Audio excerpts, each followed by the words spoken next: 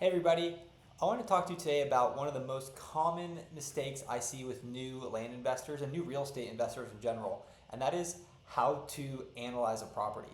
One of the things I see with a lot of my students when they're getting started is they spend way too much time, hours, even days, analyzing a property. I want to show you how to do this in 10 minutes and be able to make an offer in less than 10 minutes, because the biggest mistake you can make as a real estate investor is not making an offer. You are going to get more no's than you are yeses. And if you do get more yeses than you get no's, then you're offering way too much for your properties. So this is how you can quick and dirty look at a property and quickly move on to say yes or no, I want to make an offer on it. So my name is Jamie Goldenberg. I'm with the Land Investing Club and Turn Prop LLC. So if you're interested in this video and other videos, just check out my YouTube, my X account, my LinkedIn, and you can find a lot of content there. So let's dive right in. So behind me here, you'll see I have my 10-minute land evaluation checklist. So this is going to be specifically towards land, but you can pretty much take this as the foundation when you're looking at any type of property. So when we're looking at land, I'm going to quickly go through the 5 steps, and I'm going to walk through an example. The 5 steps are: does it have road access? Is it buildable? So what's the topography? Is it in a flood zone? Does it have access to utilities? Are there relevant comps to this property in the area? And then we really want to dive deep into the zoning, taxes, and are there any liens against this property? And then just a reminder here at the bottom that it only takes one bad deal to wipe out all of your profits. So you really want to do this for every single property you look at. One of the mistakes I fell into early into the space was I had done 10, 20, 30 deals, and I was like, I know what I'm doing, and I would skip some of these steps, specifically some of the taxes and lien stuff. So when you're going to close, you're like, oh shit, I now ran into a property that I really don't want to buy because it has a $10,000 lien on it, and that's not worth it. So this is the roadmap, and let's dive into an example. So what I pulled up here is a few of these tools. What I like to use, and you'll see me reference it here, is I like to use Land ID. This is a really cheap, affordable software, but everything else I'm going to show you today is free to use. But I'm just going to dive into Land ID because it's going to make it a little bit smoother of a process here. So the first thing we're looking at is this property right here in Interlaken, Florida, in Putnam County. So with Land ID, what I like about it is it gives you just quick, easy, dirty access to look at topography, to look at the flood zone and wetlands, and to really just figure out what's the due diligence, kind of high-level due diligence we're looking for to make an offer. So hypothetically, let's say this property comes across your desk and the owner says, yeah, hey, I'm willing to sell, I got your letter, or you cold called them and they said, yeah, we're interested in selling. And I'm saying, okay, let me make sure this property actually works. So the first thing I want to do is check road access. So let's say we're looking at Land ID, we can right away see that it does have road access. So we're looking at this kind of rectangle, it's called a flag lot when it looks like this. So it does have road access. You can see there's even a road here, but it doesn't look maintained. And then if you look at my notes here, we see you can use Google Maps or the county GIS. So if we're looking at it on Google Maps, you can see the same thing here. We have Pine Tree Drive, so definitely has road access. And then lastly, we just checking the GIS. Here's the GIS. GISs aren't as user-friendly typically. You can see their last updated aerial was 2023. And again, you can see the road access here. Can't see the property as well in the GIS. So step 1, check. It does have road access. Next, is it buildable? What's the buildability? Let's check the slope, and then we're going to jump right into does the FEMA floodplains isn't in a flood zone. So slope is going to be a little tricky sometimes because the GIS doesn't always have topography on it. So we'll look at that, and when you look through this, it really doesn't have topography, so I'm not going to waste our time going through all these. So then I did next was I pulled up Google Maps. I just punched in the coordinates. This doesn't have an address to it. So you can see here, I'll move my face, is in the bottom right of my screen, you can see it says 81, 87. This is the elevation. So if you just take your mouse and you start at the road and you kind of work your way through the property, you can see it's pretty flat property. It doesn't move more than a couple feet, which is perfectly fine. What we don't want to do is see properties like this, where it has crazy topography where it goes from 10,000 feet or 10,300 feet down to 10,000 feet very quickly. So the choppier these lines are on the topography map means the steeper the property is. So if we were looking at this topography on Land ID, you would just go down to here to outdoor. you have this contour box checked, and you can see that, again, it's pretty flat. It says 80 feet right here, basically what we were seeing on Google Maps. Next thing we want to check is the floodplain. So if you're using Land ID, you can just check this water bucket, and you're going to see there's nothing in the floodplain. If I zoom out, you can see that it does have some flood zones around it and some wetlands, but fortunately not on our lot. And if you wanted to use a free way to do this, you can just go to the FEMA floodplains online, or one thing I like to do is just go to Redfin, and you can just check the flood button here, and you can see it pops up as well. So here's our Pine Drive. I think I'm a little, yeah, here's West Avenue. So it has a little bit that comes up here, but not towards the lot that we're looking at, which is touching Pine Tree Drive, as we've seen a couple times now. So now step 1, step 2, check. Everything is looking good thus far. Now let's go to step 3. Step 3 is utilities. So this is what we want to verify. Does it have power? Does it have access to water? Is it on sewer, or is it going to need a septic? So I'm going to pause for a second here. Sewer and septic are the same thing, but they're two separate ways to use the restroom, right? So if you're on sewer, that means there's actual piping in the ground. So when you flush a toilet, it goes into the piping and it ships itself away, right? When it's a septic system, that means you actually are digging a hole and putting in a septic tank. That is where your sewage is going to go. And that means you have to take a few extra steps. It's called a PERC test, a PERC for short, just to make sure that the soil will allow for you to put a septic system into the ground. Because if it does not perk, you might hear that a lot. That means when you flush the toilet, that poop's going to float to the top of the surface, and that means it does not perk, and you don't want that on your property, right? So the ways to figure this out are, 1, using your eyes for power, and then 2 is going to be calling the local utilities. So this is going to require some Googling, but let's start with just using the eyeballs, right? So if we just go back to Land ID here, let me move my face one more time. I'm going to zoom back in, and really what I want to see here is, when you're kind of in a rural area like this, is, are there homes around? So you can see here, there's homes right here. I'm going to just move some of this. So you see there's homes right here, which is giving me a strong indication that there is power, there's probably access to water. It's not going to give me really any insight into, is it sewer or septic? But when you zoom out to, and you kind of go over here, these are all power lines. So you can tell you're very close to power, the Florida Power and Light Company. So you can tell you're very close to power. You can see the big transmission poles here. But now you just want to call and figure out who are the utilities and what is the situation here. So all you're going to do here, I think I have it pulled up here. So you're going to just, Interlochen, Florida, or you can do Putnam County in this case, and you're going to find out who are the service providers here, and you're just going to call them and say, hey, I'm looking at this property, does it have access to water? And they're going to tell you that, and it says yes or no. That's great. If they say this is yes, it has access to water, but it's not hooked up, you just want to figure out what that's going to cost. Not necessarily that that's something you pay, but that's something that eventually someone's going to have to pay if they want to actually build on this lot, right? And then the same thing when you're looking at power, Interlochen, Florida Electric Power Provider. This is a electric cooperative, Clay Electric Cooperative. Again, you're just going to call them and say, hey, I'm looking at this property. Does it have access to power? And if so, how do I get hooked up? How much would that cost, right? These are things that you just want to have in your back pocket, because if they're telling you, hey, it's going to cost me $5,000, $10,000 to hook up power here, when you're talking to that landowner, you're going to say, hey, Mr. Landowner, really interested in this property, but I'm going to have to get power hooked up, water hooked up, and that's going to cost me an extra $5,000, $10,000, $15,000 to do. So I'm not going to be able to provide, I'm not going to be able to pay the X amount of dollars you're asking for. But what I can do is Y instead, right? So you're going to use all this information to your knowledge. And it's a great reminder to myself to take a step back to step 2, which we're talking about topography and flood zone.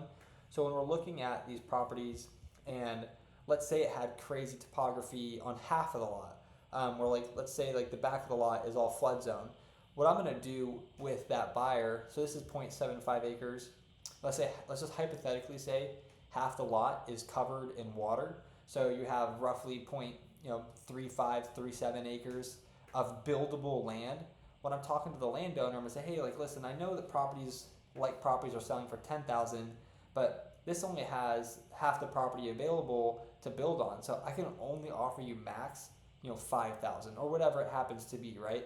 But same thing with the topography. Sometimes in some states it's going to be hillier, so you might have half the lot is flat, then it drops off. You see this a lot near water.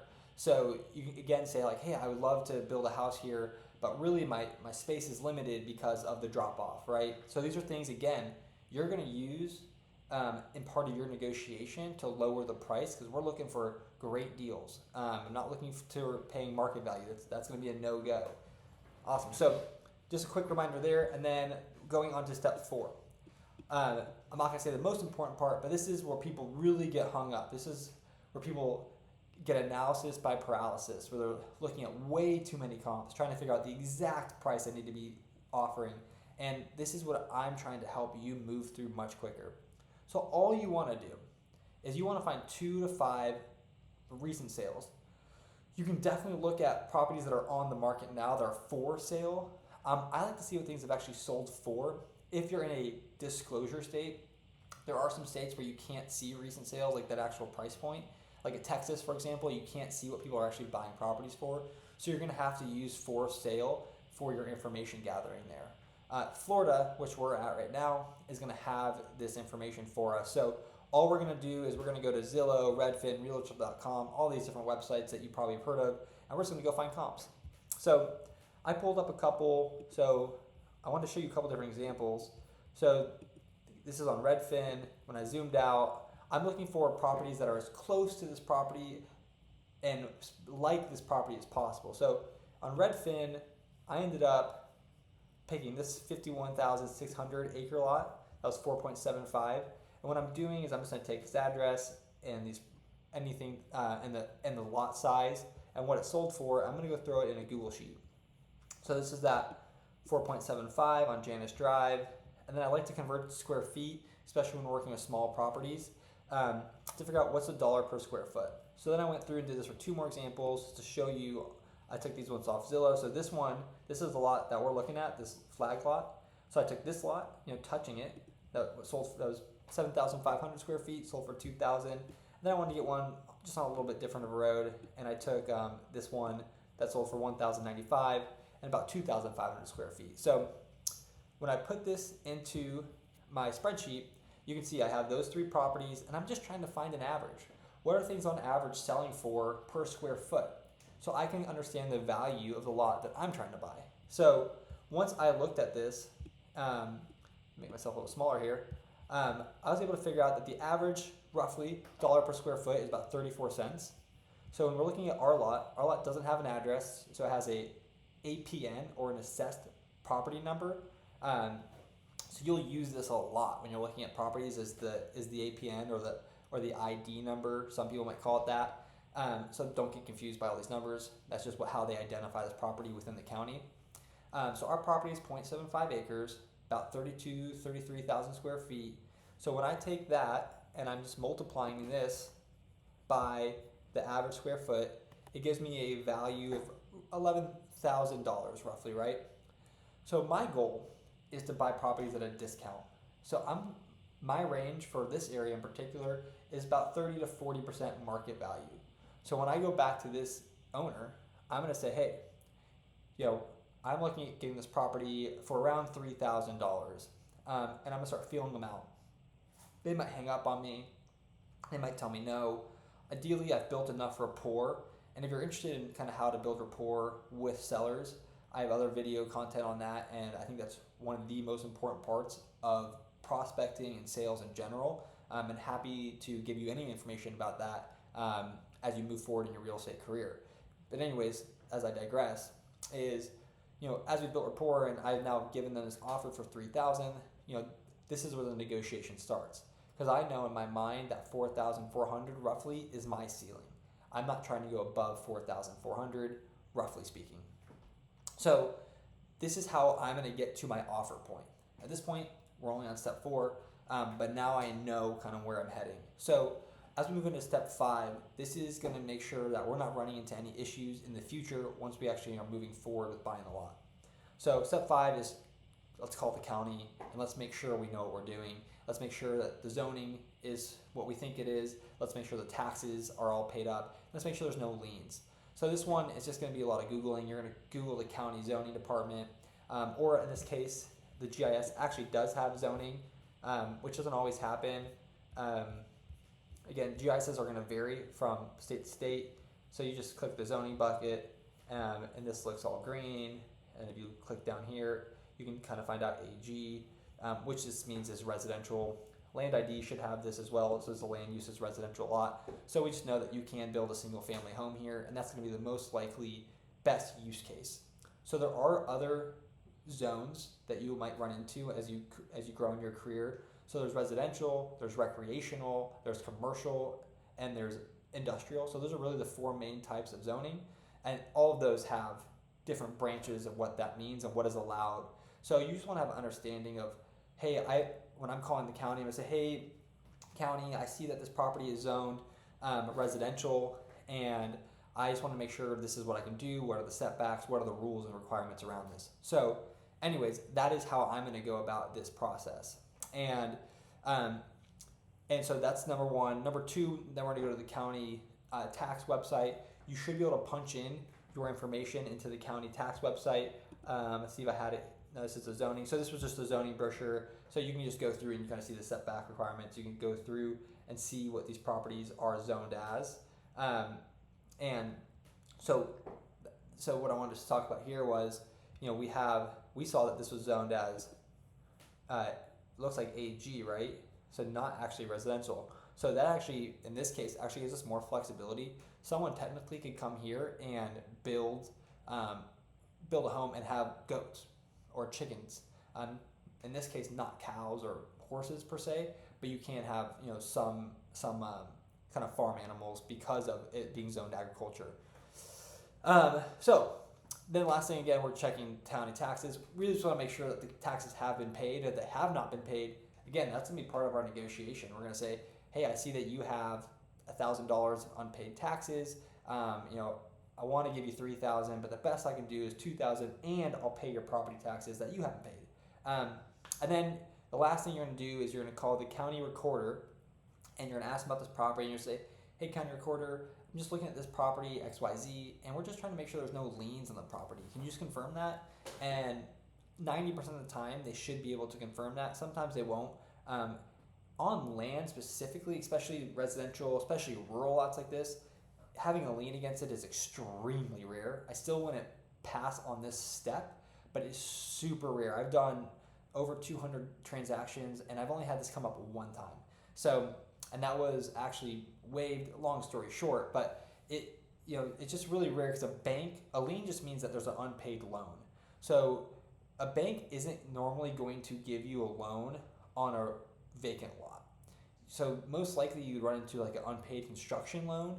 But again, even that is rare in these scenarios. But it is always best to check because, as I said at the beginning, it only takes one bad deal to wipe out all of your profits. And the name of entrepreneurship, the name of real estate investing is to survive. You want to be able to survive to your next deal. You always want to make money, obviously, but the best way to make money is to get a profit and to not lose money. So that is why these 5 steps are so important. And you can see how quickly I was able to run through these. And again, obviously I'm not making the phone call to the county on the video, but that is the 5 steps. Does it have road access? Is it buildable? What's the topography, flood zone? What are the utility access like? And how much would that cost the hookups, if possible? What are some comps? Are there 2 to 5 comps that have sold in the last 12 months that are relevant? And then just check zoning, taxes, liens, right? Once you get through that, what you're going to do next is you're going to call the owner back and you're going to make your offer. So some of you might have saw while I was looking over here is this is actually a property that I bought. Turnprop owns this lot, and you can see I bought it for $3,000. So this is exactly what I did. I went through this process. I offered $3,000. They said yes, and now I got this lot.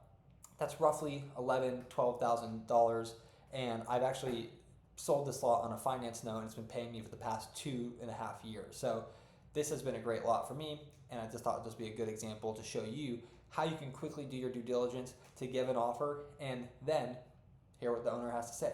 So if you found value in this, like it, subscribe to my videos.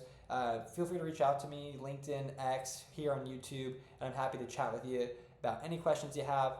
If you're interested in how to find properties like this, I have a great video on how to find markets and how to find markets with high demand, which I think is the most important thing in investing. We're not trying to speculate, we're trying to find opportunities in markets that are going to sell quickly so we can make money, very quickly. Thanks for tuning in. Appreciate y'all.